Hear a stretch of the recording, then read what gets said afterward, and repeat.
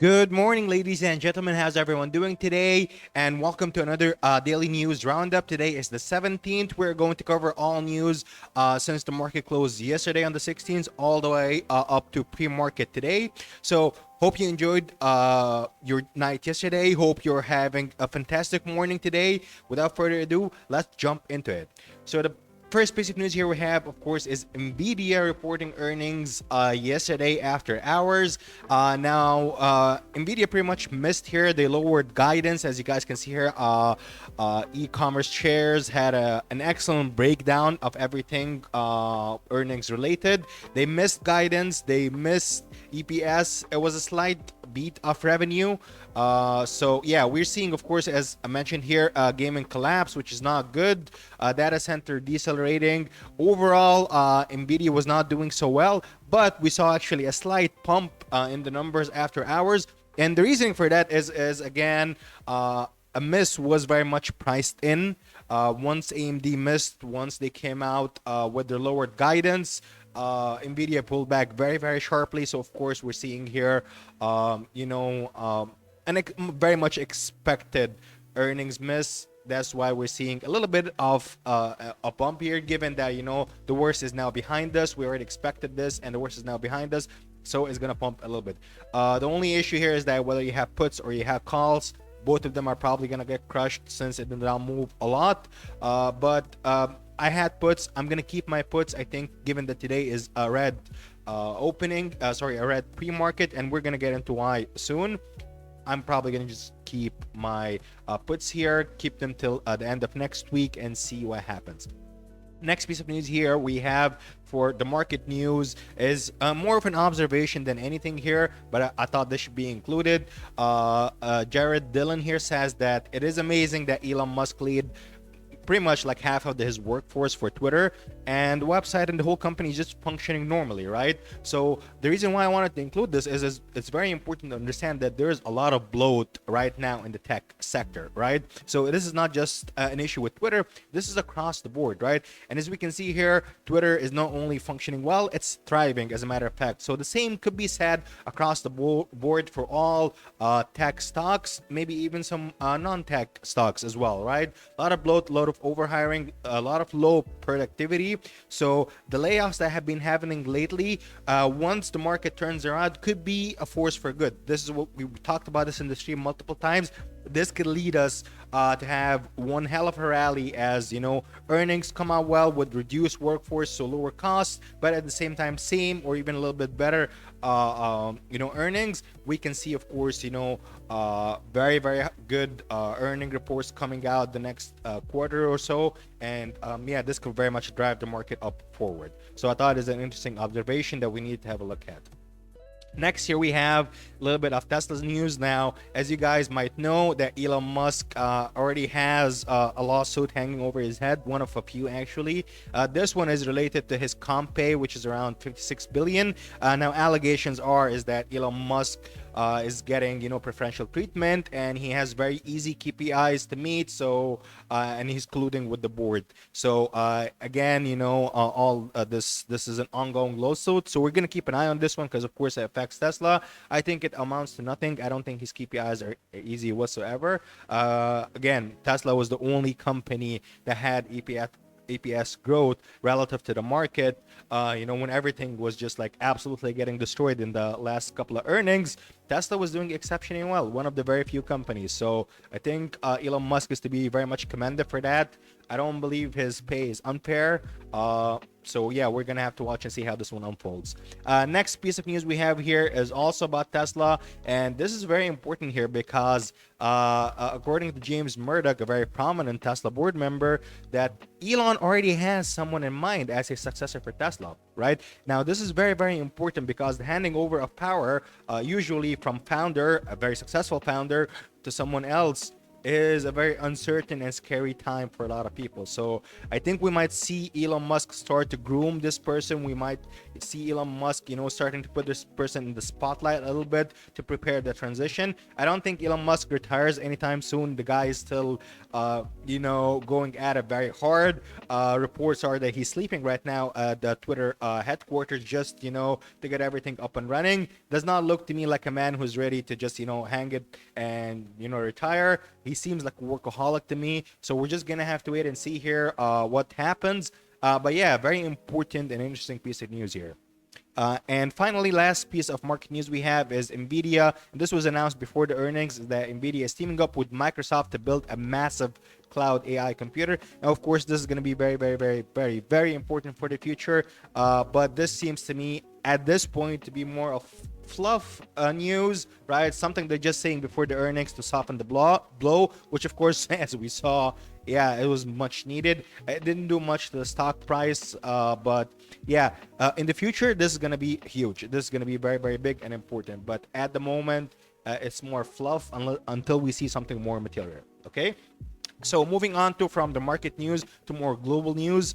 A lot of you might have heard this by now, but of course, NATO is now saying not only that the two missiles that killed the two Polish people were not Russian, they're saying actually it was Ukrainian. It was by mistake. It was Ukrainian missiles. Now, of course, Zelensky came out and denied that.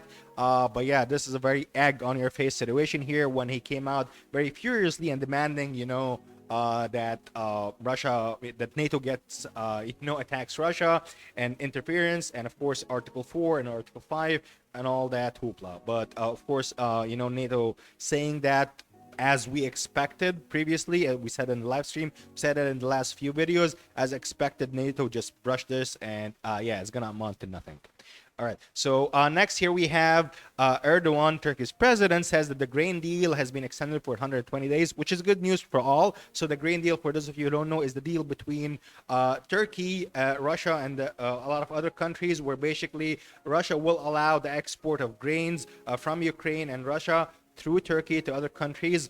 This is very, very important, because if that deal is off, and there was a risk of this deal being off, if that deal is off, then of course we're going to have massive grain shortages. And yeah, so of course you can expect, based on this news, that wheat commodities will go down as fears subside, at least for the next 120 days. So a possible play here would be is shorting the wheat futures. Okay, so next here we have is Republicans take control of the House per Bloomberg. Now, it's important to note here that this is a very slight lead.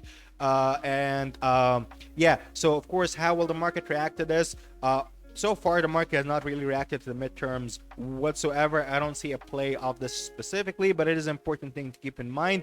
I think, the presidential runs, this is where we're going to see some market reaction, and we're going to take this as we go, right? So next piece of news here we have is PNB Paribas, the very famous bank. They're saying that this inflation has started. As we said, we've been saying this for a long time. And what matters now is the speed of this inflation, because this will influence Fed policy. And by that, they mean what matters here is if CPI numbers keep coming lower and lower, we need it to come a lot quicker lower, so the Fed can halt, like maybe do 50 points, zero, completely halt, and then maybe even do negative at some point, which I don't think that will happen, but hey, it's a possibility, right? Because you don't want too much deflation. That's not a good thing either. And then they go on and say that with fears of further significant rate hikes have eased, recession concerns is the new dominant topic. So they're basically saying the next new trendy thing will no longer be CPI and FMOC meeting and all that stuff about and us looking for whether like inflation is an issue or not. It will be whether we are in a recession or not. We already have talked about this at the moment, but I think this is an extremely important topic here, and I think they are right on the money with this observation that yeah, pretty soon inflation will not be something we talk about. Just like COVID, has come and gone, and it is no longer really an issue, even though it still exists. It will be the same thing. Of course, we will still have inflation, but it will not be that hot of a topic. The thing that everyone will be talking about is, are we going to crash because of a recession? Are we going to have stagflation? What's going on with that? So I think they're right on the money with that observation. Next here we have Nancy Pelosi's run as the speaker will come to an end with the Democrats lose of a loss of their House majority per Bloomberg. So yeah, as we just have covered, now that pretty much it has been called, yeah, of course. So we are going, the House is going to lose not only its speaker but one of its best traders and the best inside traders we have ever seen, allegedly, of course. Don't sue me, Nancy Pelosi. But yeah, it's gonna be very interesting to see what she does. I think this gives her more reign to do whatever she wants. Wink, wink. Right? She's gonna still have the same connections she had in the House. Maybe not the same power. But yeah, it will be interesting to see what happens next with Nancy Pelosi here. Next, here we have head of Ukraine's Naftogaz reports damage to Naftogaz facilities and says that Russia basically launched a massive rocket attack at Naftogaz, which is very much to be expected. I mean, they are in war, so of course Russia is going to attack critical infrastructure to try and cripple the nation. So yeah, sad to hear whether you are for or against Ukraine. That and stuff like this. This is, you don't want to see this, right? So yeah, that's just a little bit of bad news, but important news to know as well, right? Next, here we have, this is why the futures are down. For those of you who are wondering why we're having a red pre-market, Eurozone CPI came in and it beat estimates year over year, right? So we were estimating a 10.7, we got 10.6. Month over month was pretty much the same. We were expecting 1.5, we got 1.5, and the last month was also 1.5. And same thing for core, of course, core CPI. Now we're red because while this is not bad per se, right? We've seen this happen in the US. We've seen go up and then going sideways a little bit and then starting to go down just as soon as the last CPI report, right? So, but of course, we don't know whether this is, we usually see this in the market. We see impulsive move and then, consolidation and then run up. Of course, I'm not technically analyzing the CPI. I'm just saying we don't know whether this, the sideways move in CPI numbers, we don't know whether this will be followed by a big move up or a big move down. So uncertainty, and market hates uncertainty, and when you see uncertainty, you're going to see the market, of course, go down as people just play it safe and get out the market, right? So yeah, not bad news, not great news, warrants more observation in my opinion. Next piece of news here we have HSBC downgrades the UK from overweight to neutral, very much expected, and does the same thing of course with Germany. So yeah, I mean this is not crazy here. This is very much expected given everything happening in Europe, supply chain issues, all the civil unrest, all the wars and everything that's going. Yeah, maybe neutral is even a little bit generous here in my opinion. Next piece of news here, and last final two pieces of news we have here for the global news is from the BOG. Now we have here Yoshida saying that it's too early to discuss the end of monetary stimulus. Now this is very important because of course we've seen the effect that Japan economy has on the market. Now it is a very big player in the forex market as well. Now Japan may not be the powerhouse it was before, but it still has a say. It is still important. And yeah, I mean, like they had the monetary stimulus was a very, very big problem. Japan was kind of the leader in that, when it actually one of the very first few people to do QE, one of the very first people to do QT. So yeah, it's going to be very interesting to see how this unfolds. But yeah, it looks like they're still gonna support the yen. They're gonna still support the markets, which probably means that we can possibly see here fears as this is just kicking the can down the road. So we might see the yen weaken. So it's going to be very important to in the future, of course. Right now, we'll probably see a pump. And then, but of course, I expect a pullback. So I might be taking a short here on the yen. Watch the live stream if you haven't. For those of you who don't know, I live stream every day at the market open. I'm doing a live stream about the daily challenge. My challenge is that I take 2K and turn it into 100K. Right now, we're around 12ish K in that region. So we're doing pretty well, right? So subscribe to the channel, turn on the notifications if you haven't. Also join my Discord. It's 100% free. I have nothing to sell to anyone. We have a nice little community. We just crossed 600 member mark, so very cool milestone. So if you haven't, please subscribe, join Discord, everything free, live challenge. That being said, let's go on to the next piece of news here. So finally, we have the last segment here of this video, which is going to be about crypto. So of course, a lot of you guys have heard that the crypto giant Genesis yesterday suspended withdrawals. Right now, important to note here that Genesis is not FTX and is not Binance. Genesis is a very serious player. While these guys deal with retail, Genesis deals a lot with the other side, right?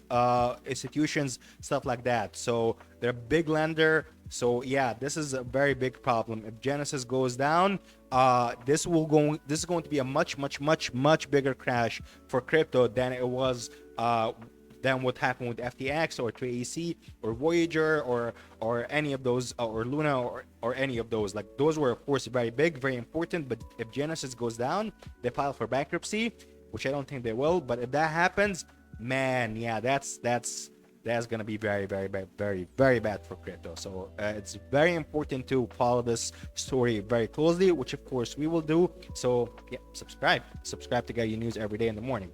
Next piece of news here, of course, we're gonna be talking about Gemini and Genesis for a little bit here.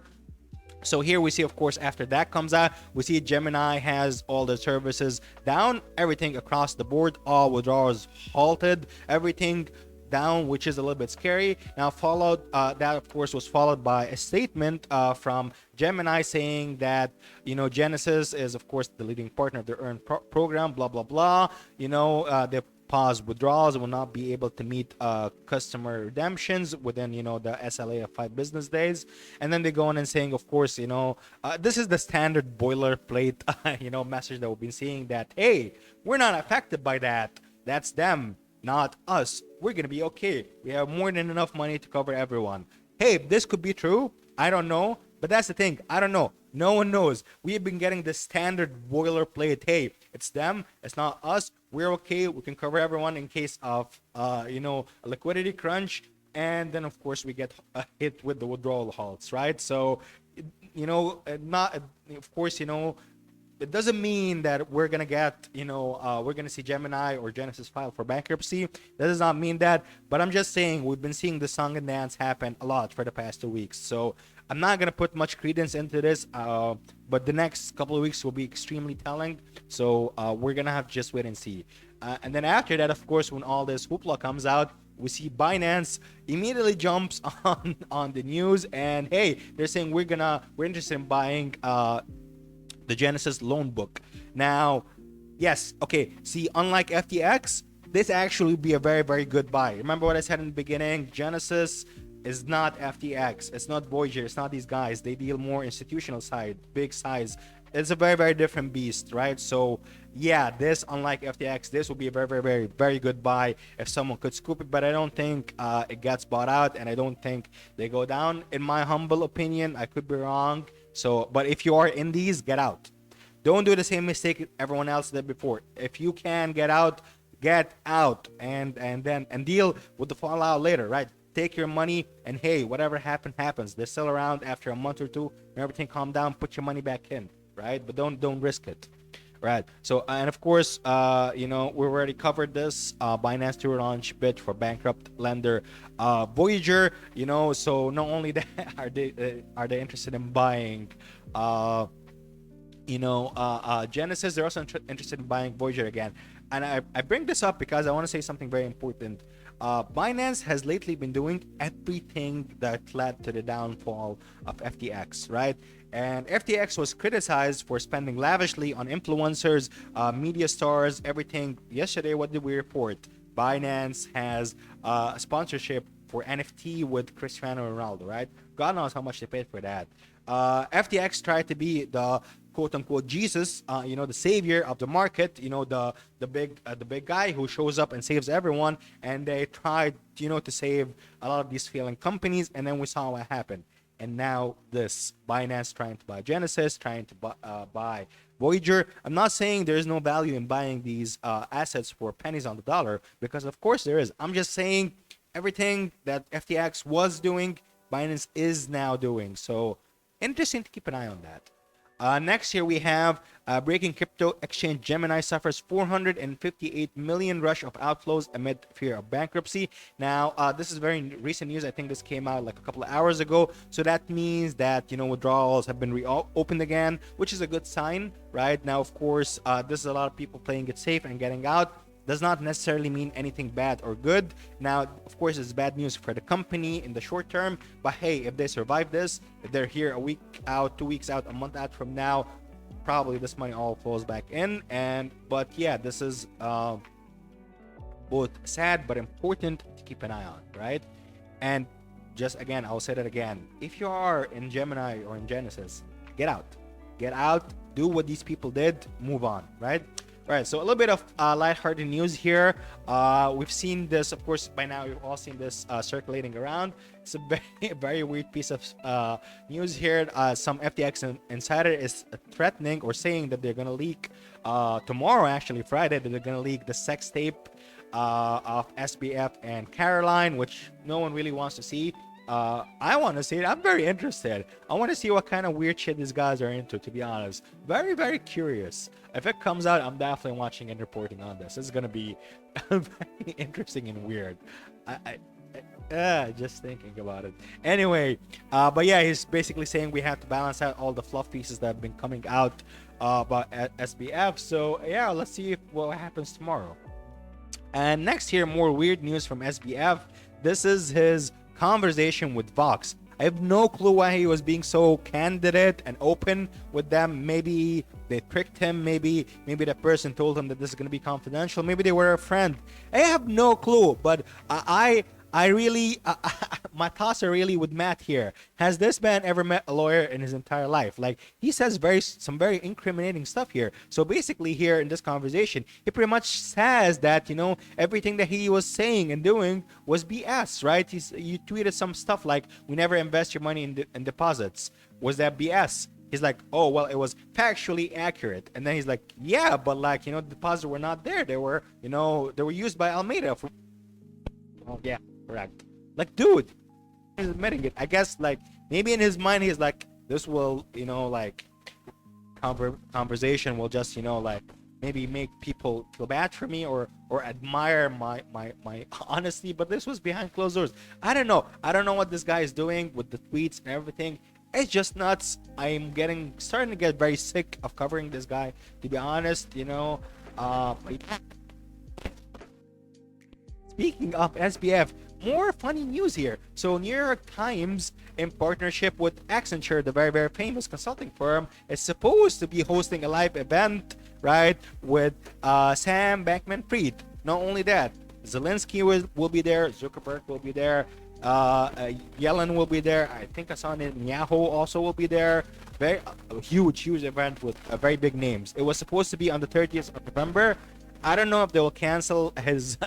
I don't know if he will attend. I think this, of course, will be changed. I don't think they will keep doing this. I think they probably just forgot to go in and remove him. I'm not sure.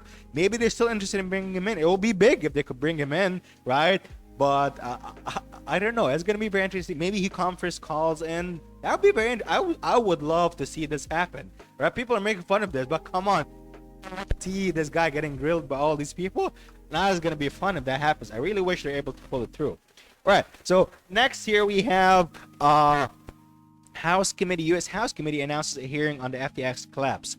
Yeah, I mean that's to be expected. I think it will amount because usually these hearings are, you know, just talk and not much action, but it's better than nothing. Like, the companies are incorporated in the Bahamas, so the question becomes is, can the U.S. really do here? But hopefully they can do something. People deserve some justice, right?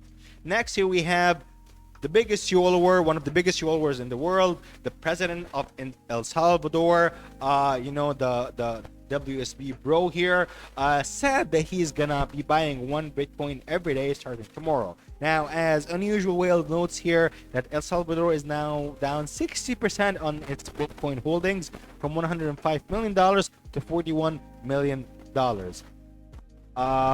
So yeah, I mean, it is also very important to note that like while this might seem like a small amount to you, $105 million, like we know some whales who have a lot more than El Salvador. El Salvador is a very impoverished and poor nation.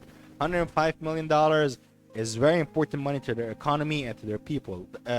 So this money could be used to elevate a lot of problems, right, that they have. So this is not nothing. Don't think that this is a small amount and it won't amount to much. It will, and it does, right?